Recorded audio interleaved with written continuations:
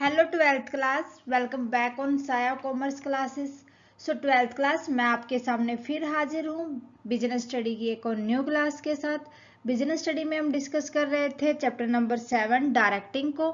सो directing में हमने last class के अंदर डिस्कस किया था मास्लो ने जो अपनी मोटिवेशन के ऊपर नीड हायरार्की थ्योरी दी थी वो। सो उम्मीद करती हूँ कि वो थ्योरी आपको अच्छे से समझ आ गई होगी।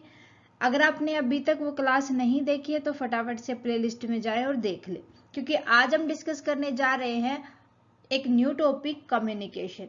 भाई कम्युनिकेशन के बारे में पढ़ेंगे, उसके बाद हम देखेंगे कि एलिमेंट्स कौन कौन से होते हैं कम्युनिकेशन प्रोसेस के। ठीक है, देन हम देखेंगे कि इंपॉर्टेंस क्या क्या होती है कम्युनिकेशन की, क्या क्या उसके फायदे होते हैं, उसके महत्व, क्यों कम्युनिकेशन को महत्वपूर्ण समझा जाता है। सो हर एक चीज को अच्छे से पढ़ेंगे। देखो, सबसे पहले बात करते हैं मीनिंग ऑफ कम्युनिकेशन। कम्युनिकेशन का मतलब यही होता है जब कोई भी इंसान अपनी इंफॉर्मेशन को, अपने फैक्ट को, उसकी जो आइडियाज है उनको, जो उसके अंदर जो फीलिंग है उनको दूसरों के सामने एक्सचेंज कर पाता है। दूसरे के सामने एक्सचेंज कर देगा, बल्कि एक्सचेंज भी इस वे में करे कि सामने वाला उसको समझ सके, वो कम्युनिकेशन होता है।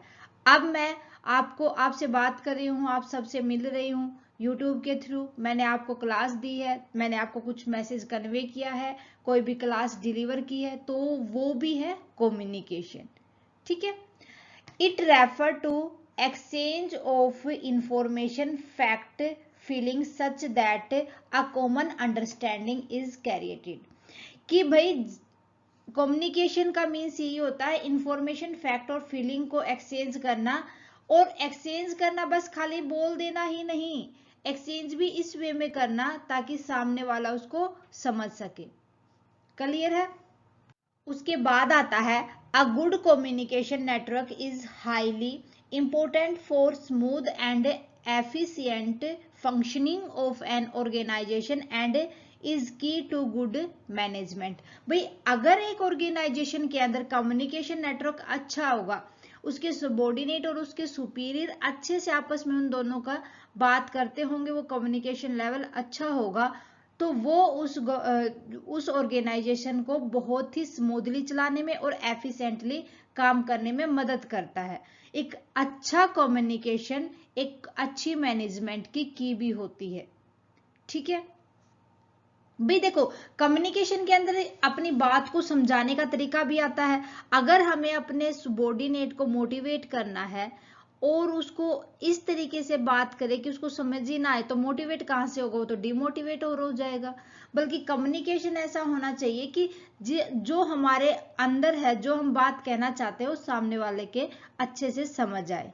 ठीक है, देन आप देखेंगे element of communication process. Element के अंदर सबसे पहला एलिमेंट आ जाएगा सेंडर, जो बंदा मैसेज को भेजता है। इकोडिंग, इकोडिंग एक ऐसी प्रोसेस हो जाती है जो मैसेज है उसको सिंबल्स, कम्युनिकेशन सिंबल्स में, पिक्चर्स में या टेक्स्ट्स वगैरह के अंदर कन्वर्ट किया जाता है। देन आता है मैसेज। मैसेज हमारा कंटेंट होता है जो हमें किसी भी सामने वाले पर्सन को भेजना है। डिकोडिंग के अंदर जो आपने मैसेज लिखा था उसको आप लैंग्वेज के अंदर कन्वर्ट करेंगे। देन उसके बाद आ जाता है रिसीवर, जो पर्सन मैसेज को रिसीव करता है। ओके, देन उसके बाद आ जाती है फीडबैक। भाई जो मैसेज भेजा था इसने ना पढ़ लिया उस मैसेज को और अंडरस्टैंड कर लिया, समझ लिया, उसके बाद उसने रिस्पॉन्स दिया, वो होती है फीडबैक। भाई फीडबैक के टाइम पर कुछ नॉइसेस वगैरह भी हो सकती हैं जो डिस्टरबेंस होगा। ठीक है, हर एक पॉइंट को अच्छे से पढ़ते हैं। देखो आगे, सबसे पहला एलिमेंट था सेंडर। भी मैंने बता दिया था कि person who want to communicate a message to another person, एक ऐसा बंदा जो किसी अदर पर्सन को मैसेज को कन्वे करना चाहता है, बताना चाहता है।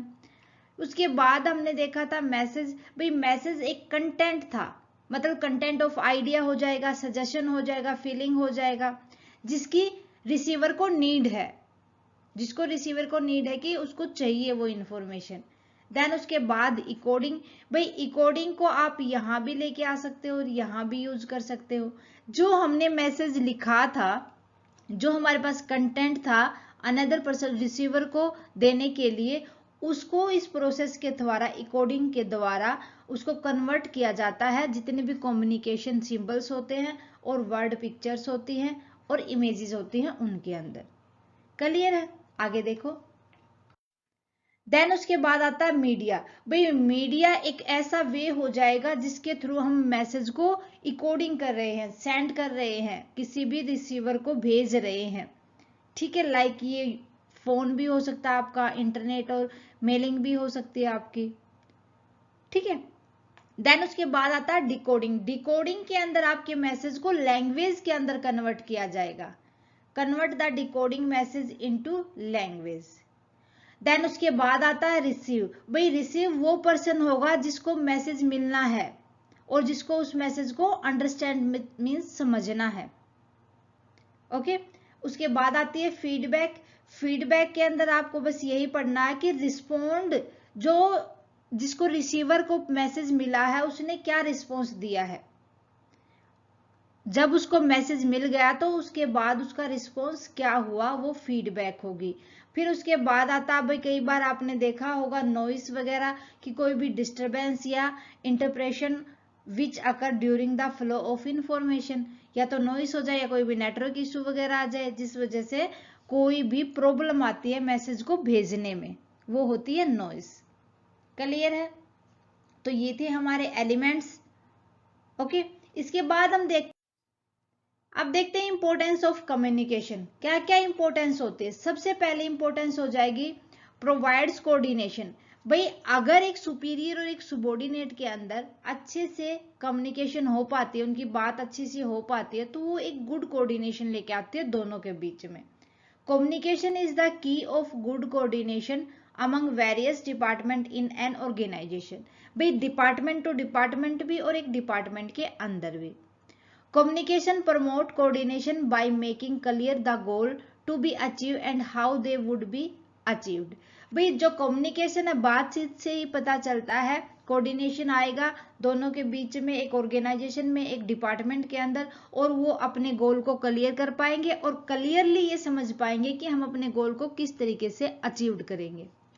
ठीक है, देन उसके बाद आता है अनेबल स्मूथ ऑपरेशन। मीन्स यहाँ पर अगर कम्युनिकेशन क्लियर होगा और इफेक्टिव होगा तो जितने भी ऑर्गेनाइजेशन के अंदर ऑपरेशन होते हैं उनको स्मूथली किया जाएगा। जितना भी इंटरेक्शन होता है, जो भी पूरा का पूरा डिपेंड करके चलता है इफेक्टिव कम्युनिकेशन के अंदर। एक ऑर्गेनाइजेशन के अंदर जितने भी आप इंटरेक्शन करोगे वो किसके ऊपर डिपेंड होंगे, इफेक्टिव कम्युनिकेशन के अंदर। फिर जितने भी वर्किंग एफर्ट्स होते हैं किसी भी इंडिविजुअल के या किसी डिपार्टमेंट के, वो भी किसी भी कॉमन गोल को लेके समझ सकते हो आप, वो भी प्रॉपर कम्युनिकेशन के द्वारा ही आप उनको स्मूथली क्लियर कर सकते हो, अचीव कर सकते हो। ठीक है, facilitates decision making. Taking meaningful decision require a pool of information which can be provided through good communication। भाई कोई भी डिसीजन लेने के लिए एक अच्छी इंफॉर्मेशन देना बहुत ही जरूरी होता है और वो मिलता है हमें गुड कम्युनिकेशन से।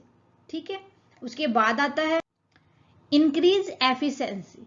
Goals, objectives, instruction and target are convey effectly through good communication. भाई हमारी ऑर्गेनाइजेशन का क्या गोल है, किस ऑब्जेक्टिव से हमने अपनी ऑर्गेनाइजेशन को स्टेबल किया है और किन इंस्ट्रक्शन के द्वारा हम इनको पूरा कर सकते हैं, हमारी ऑर्गेनाइजेशन का टारगेट क्या है, ये सब हम समझा सकते हैं गुड कम्युनिकेशन के द्वारा। सो इसीलिए कहा जाता है in this way it enable smooth operation and improve efficiency. भाई अच्छी कम्युनिकेशन के द्वारा ही ऑपरेशन को स्मूथली किया जा सकता है और एफिशिएंसी को उभारा जा सकता है, इम्प्रूव किया जा सकता है। उसके बाद आता है अनेबल इफेक्टिव लीडरशिप। बातचीत, अच्छी बातचीत के द्वारा ही एक लीडरशिप को इफेक्टिव बनाया जा सकता है, क्योंकि लीडर तभी किसी अपने सबॉर्डिनेट को इन्फ्लुएंस कर सकता है अगर वो अच्छा कम्युनिकेटर है, तो अपनी बात रखने में काबिल है। तो communication form a basis for effective leadership. Communication also help in influencing subordinate in a positive manners. ठीक है, एक अच्छा कम्युनिकेटर ही, देखो हमने क्वालिटी के अंदर पढ़ा था ना, एक लीडर की क्वालिटी क्या क्या होनी चाहिए। एक गुड कम्युनिकेटर भी होना चाहिए एक लीडर को। सो वही बात यहाँ कही गई है। देन उसके बाद आता है हेल्प इन मोटिवेशन। भाई जब आप अच्छे से अपनी बात, अपने फैक्ट को, अपने आइडिया को सामने वाले के सामने रख पाओगे, तभी तो आप उसको मोटिवेट करोगे, इनकरेज तभी तो करोगे कि आपको इस तरीके से काम करना चाहिए, इस तरीके से आप मिलके एक ऑर्गेनाइजेशन को स्टेबल बना सकते हो। Good communication is the basis tool for a motivation. It is only with the good communication that the need of employee can be recognized and accordingly worked upon. ठीक है। सो स्टूडेंट, ये था हमारा basis of communication. Meaning क्या होता है communication का, communication के एलिमेंट्स कौन कौन से होते हैं और इम्पोर्टेंस क्या क्या है, ये आपको अच्छे से समझ आ गई होंगे, उम्मीद करती हूँ। सो नेक्स्ट क्लास के अंदर हम डिस्कस कर लेंगे जो हमने फर्दर 2 टाइप में कम्युनिकेशन को क्लासिफाई किया हुआ है, फॉर्मल एंड इनफॉर्मल, दोनों को नेक्स्ट क्लास के अंदर डिस्कस करेंगे। सो आज के लिए बस इतना ही, मिलते हैं नेक्स्ट क्लास में। आने वाली क्लास को बिल्कुल भी मिस ना करें, बहुत ही इंपॉर्टेंट होने वाली है। आज वाली क्लास को परफेक्टली समझ ले।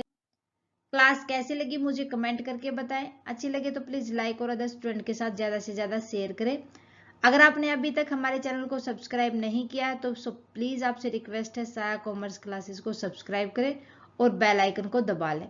Thank you very much student, मिलते हैं नेक्स्ट क्लास में। Bye bye and take care.